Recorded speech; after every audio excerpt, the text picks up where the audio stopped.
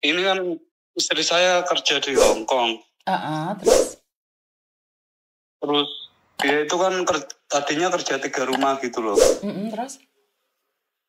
Terus pas libur itu kan majikan yang satunya itu telepon terus nyariin sarung tangan terus marah gitu kan. Nah istri saya kan terus bilang yang ngambil dia itu kalau nggak mau kerja lagi 3 rumah, kamu terus pamitan keluar. Udah 1 minggu ini dia udah keluar. Terus sama agent dicarikan majikan, udah dapat majikan juga istri saya.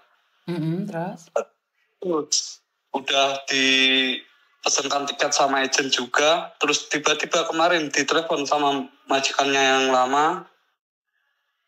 Katanya ada barangnya yang ketinggalan.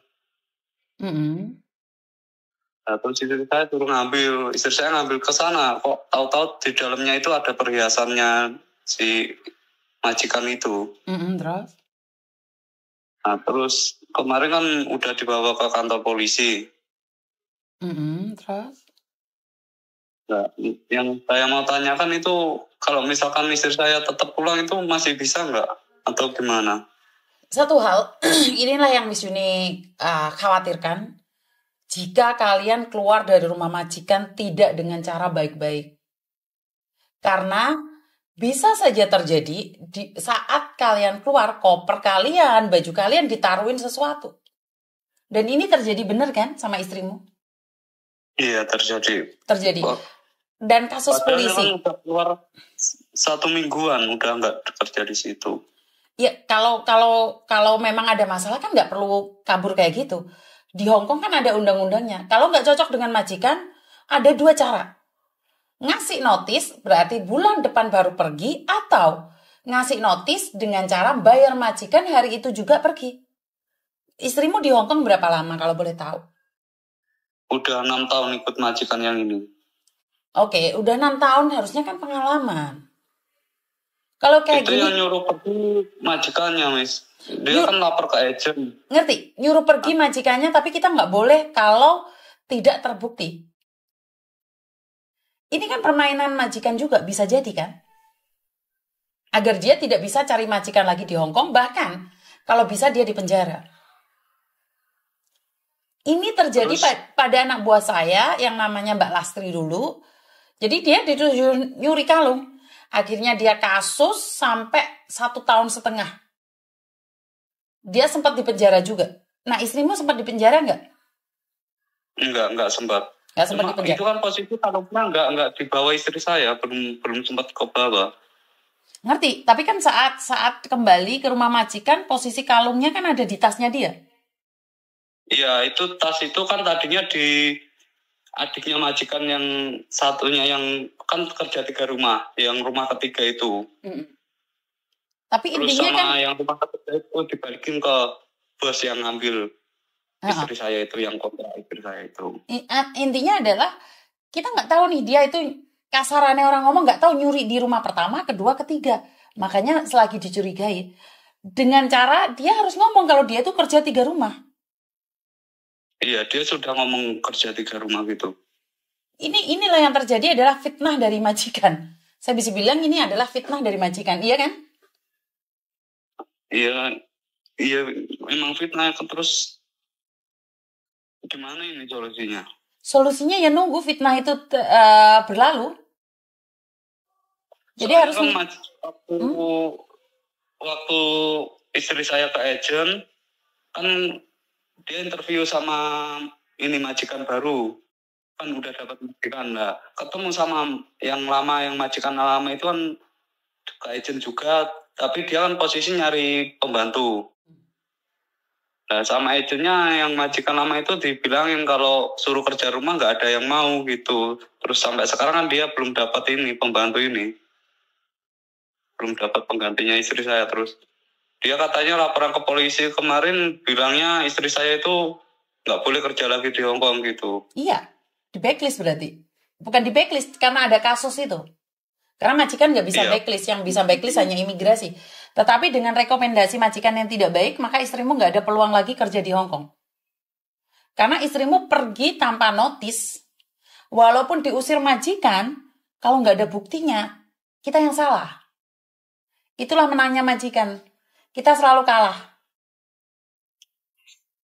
Intinya adalah jangan sampai ada sidik jari di liontin tersebut. Kalau ada sidik jarinya, kelar wes, bojomu.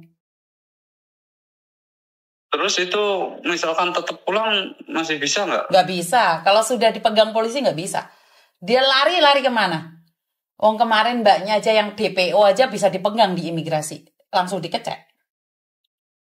Kalau polisinya kemarin nyaranin suruh ke imigrasi dulu. Iya, extend visa. Jadi kalau udah kasus fitnah kayak gini, belum tentu 1 bulan, 2 bulan, itu bisa 1 tahun, 2 tahun itu. Bahkan 3-4 tahun nganggur. Tapi harus nunggu di situ. Iya, nggak boleh keluar dari sini.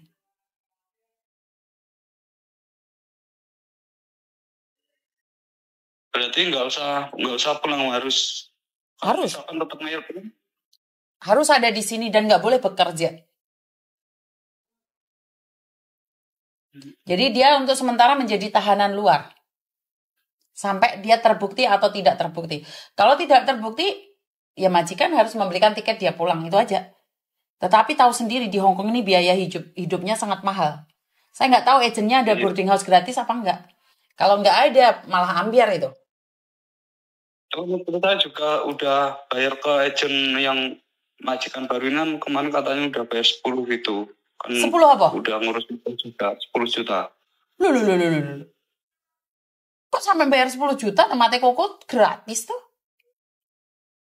Gak tahu itu katanya biar udah nggak potong. Kan katanya bayar buat apa? Udah nggak potong gaji lagi nanti kalau ke sana. Wow. Saya kurang tahu ya lah kalau bayarnya mahal semahal itu ya. Saya nggak berani ngomong apa-apa.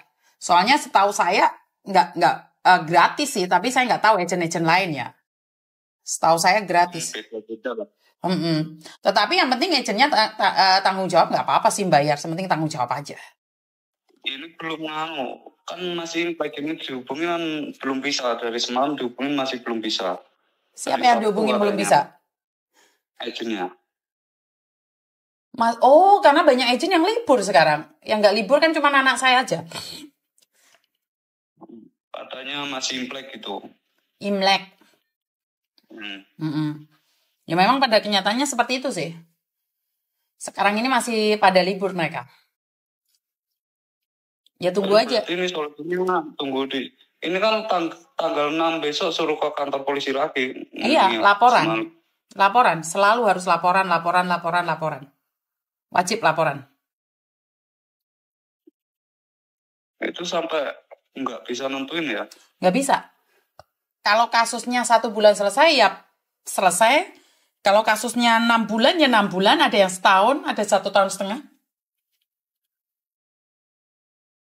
Jadi terus tergantung. Misalkan sampai lama itu, yang nggak ada yang bertanggung jawab dong. Mau dipertanggungjawabkan apanya? Mau tanggung jawab apa? Misalkan terbukti nggak bersalah, terus kan nunggu itu lama, berarti gimana itu? Untuk biaya hidup, untuk apa-apa itu? Itulah konsekuensinya. Majikan juga lepas tangan yang betul buat tuh tadi. Iya. Nggak ada tanggung jawabnya berarti. Enggak, majikan tidak bertanggung jawab jika cecenya melakukan kesalahan. Kesalah atau tidak nanti ditentukan oleh Mahkamah Agung. Iya. Kan ada tuh sampai melebu TV Hong Kong itu, ada salah satu mbaknya yang namanya Ning Nong dituduh mencuri baju majikan, sidang sampai 1 tahun lebih, ternyata dia nggak bersalah, ya udah pulang dengan tangan kosong. Bahkan dia biaya hidup di sini tuh hasil dari pemberian teman-temannya. Saya cuma percaya dengan doa aja bisa merubah segalanya. Iya. Jadi nggak bisa berbuat apa-apa, karena itu konten saya itu selalu saya katakan, jangan mau keluar dari rumah majikan, biar tidak dituduh macam-macam. Jika kamu langsung keluar dari rumah majikan, dia akan bisa membuat 1000 alasan untuk memfitnah kita. Sementara harus ingat, ini Hong Kong bukan tempat kita. Nggak bisa kita mentang-mentang kita benar. Makanya saya paling takutkan adalah fitnah itu. Ya memang itu lah. Itu yang paling berat sekali. Yang paling berat adalah fitnah. Karena pada kenyataan kita nggak bisa berbuat apa-apa.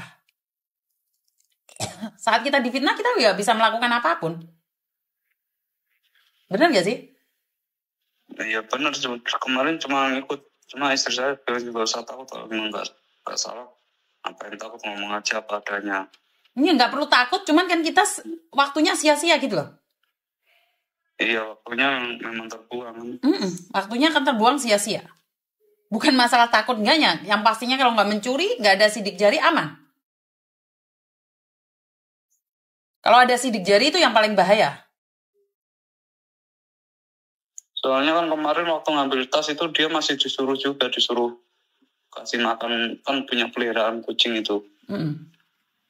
Suruh kasih makan kucing sama nggak tahu suruh apa lagi. Kenapa dia kesana nggak didampingin sama agennya? Dia teleponnya udah sore si majikan itu. Ya intinya di situ terbukti ada leontin apa enggak sih kalau menurut pendapat saya? Katanya di dalam tas itu tahu-tahu ada perhiasan. Ngerti, ada perhiasan, yang penting tidak ada bukti megang barang tersebut. Tanyakan sama istrimu apakah pernah megang barang tersebut, itu pertanyaannya. Kalau nggak pernah megang, aman. Itu ya? Iya. Nanti saya telepon lagi. Pastikan apakah waktu bersih-bersih pernah nggak megang barang tersebut. Kalau nggak pernah megang, aman itu dah. Apapun yang terjadi aman. Tetapi kalau sampai ada sidik jarinya, udah, ampun dah.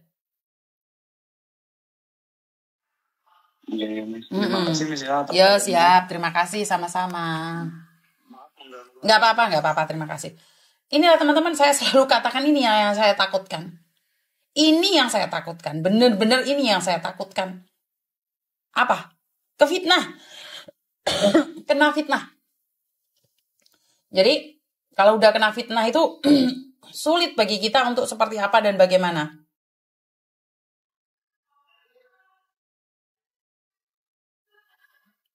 Ya buat teman-teman ya, saya nggak tahu harus seperti apa dan bagaimana untuk membela kalian saat terfitnah.